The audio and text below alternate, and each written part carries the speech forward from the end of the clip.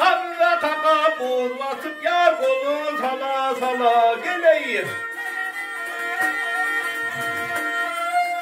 Yar tozu kimisin karları sözler şiritine gelir. Kadını keyen ey dostum ey sözler şirin güle gelir. Gülünü zaren istetemeyim beni garip bir bile geleyim. Hey bizden yüzün soğuk sen kıya kıya bakar seni. Altın kümüz zümmeri dar gezeni dakar sen. Yar görün bilin baş koşuyum çağdım o da yakar seni. Tutturmavanı torğuşum bir yuvana çıkar seni. Alvay bulak çağır temey şunu harım seni kolav geleyim. Ne berekallah.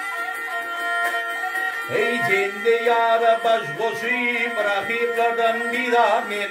Yüzmüş ödüleni canıma tanır amin.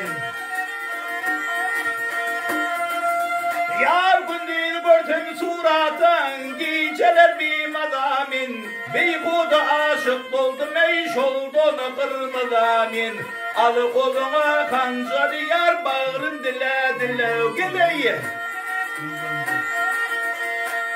Hey gönlüm bir tedirindi yarı gözüm düşünde. Görsem yarın cemalın gözlerim kamaşanda.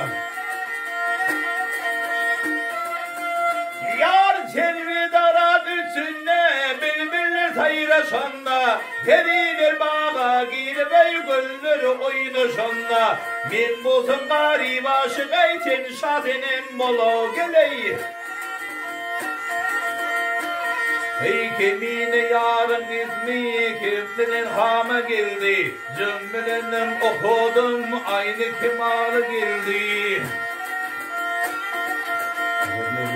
Yar gönlüşe çaktı gülleri sevgi salama geldi. Bu tüdümün ahiri yar tüdümü tamama geldi.